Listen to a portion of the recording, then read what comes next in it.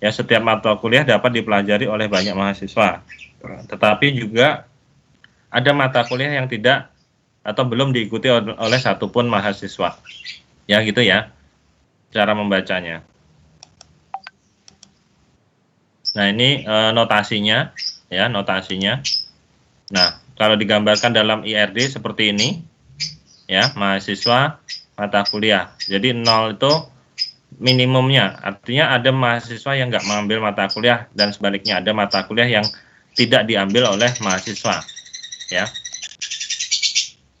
Kemudian ada strong entity, entity kuat, himpunan entitas yang tidak memiliki ketergantungan dengan entitas yang lain. Ada weak entity, entitas lemah, ya, himpunan entitas yang keberadaannya ketergantungan dengan entitas yang lain. Ya, himpunan entitas yang demikian tidak mempunyai atribut yang berfungsi sebagai key, ya, yang benar-benar menjamin keunikan entitas. Oke, kita contohkan, nah seperti ini ya. Ini ada strong entity, ada weak entity. Orang tua, hobi ini ya. Ini weak, lemah.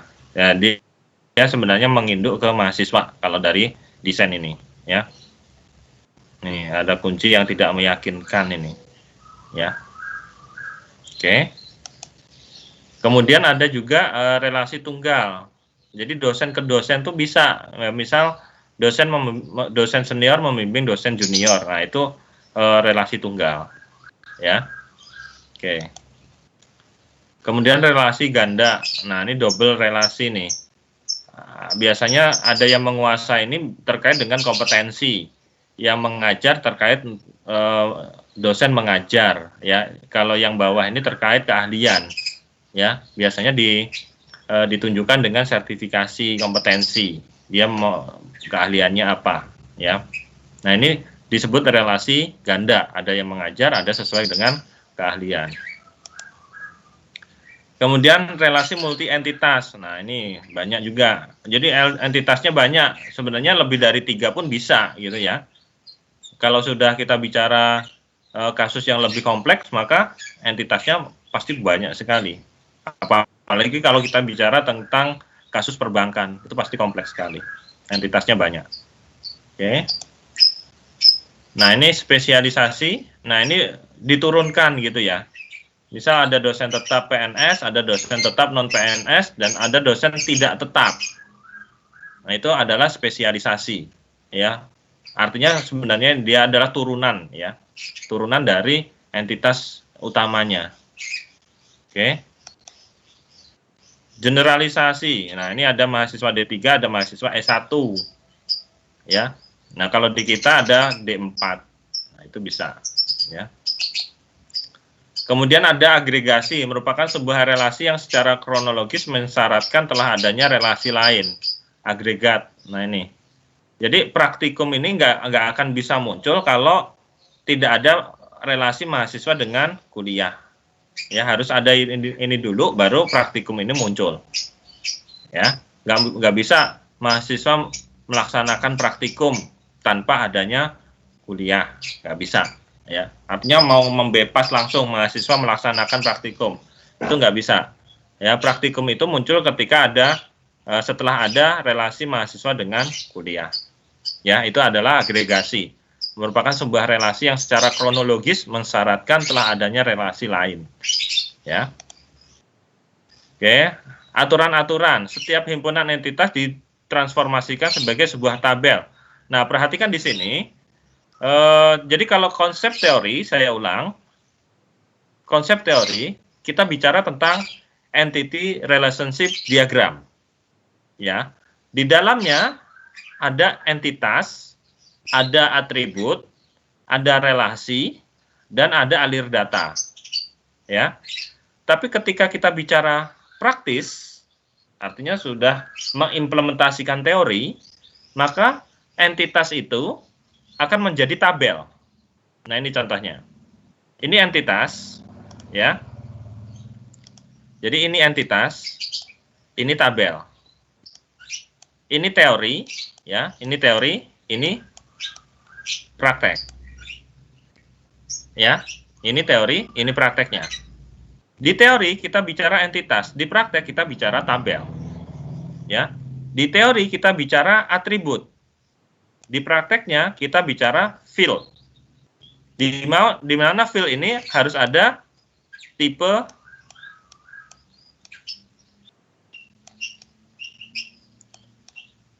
tipe data.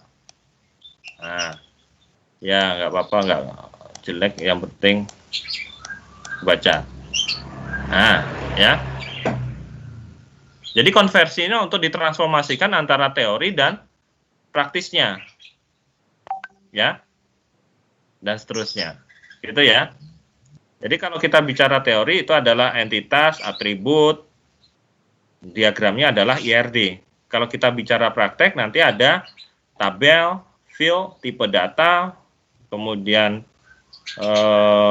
constraint itu termasuk primary key yang kemarin itu ya di DDL. Oke, kita lanjut. Nah, ini contoh lain. Dosen. Ini IRD-nya. Ya. Di prakteknya menjadi tabel dosen dengan field yang ada. Prodi juga sama. Ada kode prodi, ada nama prodi, ada kode dosennya. Nah, kode dosen yang ada di sini adalah foreign key. Kunci tamu. Kalau dosen, kode dosen ini primary key. Ya, primary key. Kalau di sini foreign key. Nah, ini adalah salah satu syarat antar tabel ini bisa berrelasi. Adanya primary key dengan foreign key. Ya. Adanya primary key, ini primary key. Ya, sebentar lagi kita selesai, nanti silakan sholat duhur. Saya juga mau sholat juga. Ya, ini foreign key.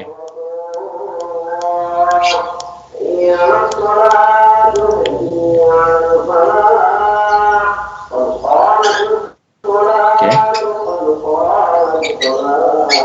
Ya, kita lanjut. Nah, ini ER model keterhubungan entitas. Atribut-atribut relasi akan disertakan ke himpunan entitas yang mempunyai derajat relasi minimumnya yang lebih besar, atau atribut-atribut relasi akan disertakan ke himpunan entitas yang mempunyai jumlah record yang lebih sedikit. Nah, ini contohnya. Ya. Artinya ada primary key dan foreign key digunakan untuk relasi. Ini primary key-nya, ini foreign key-nya. Ya. Sama seperti penjelasan sebelumnya. Ini ya. Di sini. Ya. Digunakan untuk relasi. Oke. Nah, ini juga sama. Relasi dengan derajat banyak ke banyak, many to many. Nah, perhatikan di sini kalau many to many, dia akan memunculkan tabel baru. Ini tabel baru nih, KRS. Ya. Nah, ini. Kalau yang sebelumnya tidak akan muncul tabel baru. Ya. Nah, kalau many to many muncul tabel baru. Nah, ini. Nah, kalau yang sebelumnya nggak ada. Nah, ini one to many, apalagi one to one, ya. Nah, ini. Ya. Ini muncul tabel baru, many to many. Implementasi himpunan entitas lemah. Nah, ini yang orang tua sama hobi. Ini ke database-nya, ke praktisnya. Ya. Ini konsepnya, ini praktiknya. Ya. Ini teori, ini praktikumnya. Gitu ya. Oke. Nah, ini implementasi spesialisasi. Nah, ini teorinya menggunakan diagram IR. Ini adalah implementasi prakteknya di MySQL. Jadi ada dosen tetap, dosen tidak tetap, dikumpulkan jadi satu. Nanti direlasikan ke sini, ke kode dosen ini. Ya, ke kode dosen yang sini. Jadilah satu nanti. Oke. Ini generalisasi. Nah, kalau generalisasi tinggal satu. Karena satu kesatuan tinggal dia jenjangnya apa, D3 atau S1. Nah, prodinya ketahuan nanti di sini. Ya. Oke. Nah, ini tunggal. Dosen ke dosen seperti tadi. Jadi ada dosen senior membimbing dosen junior, ya. Ada mata kuliah, ya. Nih. Mata kuliah ini biasanya ada persyaratan mata kuliah. Mahasiswa boleh mengambil mata kuliah B kalau sudah menyelesaikan mata kuliah A. Nah, biasanya gitu. Nah, itu mata kuliah. Kalau dosen, ya pembimbing, biasanya pembimbing seniornya. Ya. Oke. Nah, oke. Jadi itu dulu kita membahas pada hari ini adalah tentang entity relationship diagram secara teori. Ya. Tolong nanti kalian pahami, kalaupun ini nanti suara dan presentasi saya kurang jelas, nanti kalian pelajari filenya ini, saya share ke Microsoft Teams-nya, ya. Mungkin itu dulu dari saya. Ada yang perlu kita diskusikan terkait materi yang saya sampaikan? Silakan.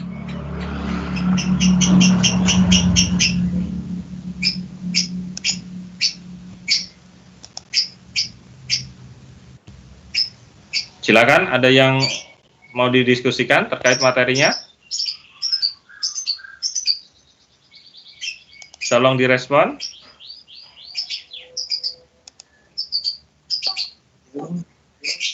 Mbak.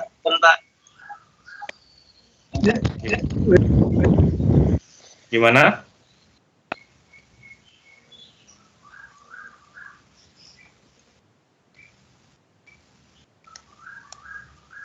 Nggak ada yang ditanyakan?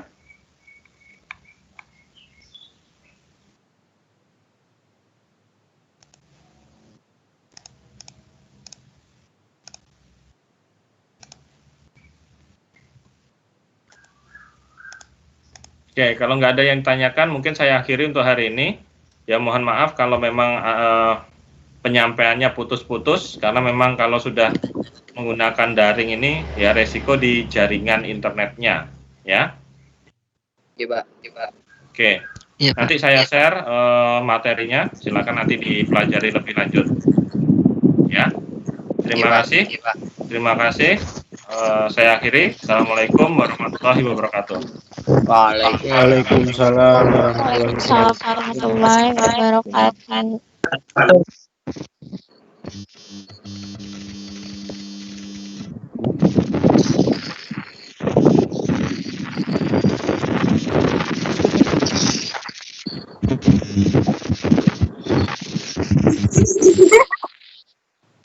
Raminya ya. Raminya saya Raminya di mana? Astaga Raminya. Ada yang paham kayak? Ada yang paham? Hah? Datangi kasih OTW, mana OTW?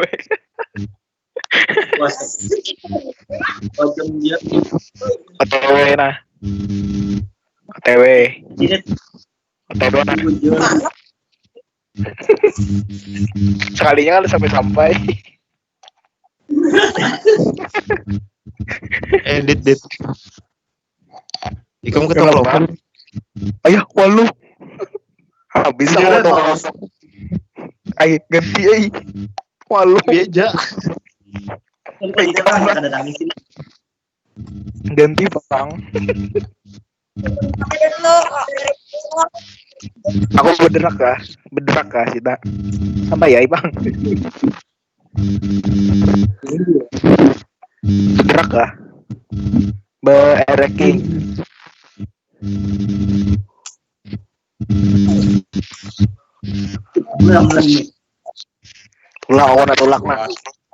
Tulak aku nak. Pasrah aja. Kayaknya jam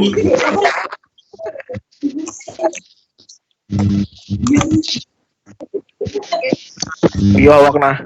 Futsal mam tadi. Tong juara. Iya. Iya, tong juara. Futsal mam tadi. Ku Yohana. Makan piala lo. Makan piala lo. Ih, juga badai. Badai kan kawan. apa kan bu? Kampion apa? Bisa aja, bisa. Ikutin nih. Kami Kaminya. kayak misalnya itu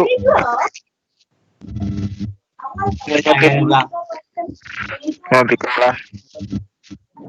Ada tangi kan? Mesti ada sampai ya.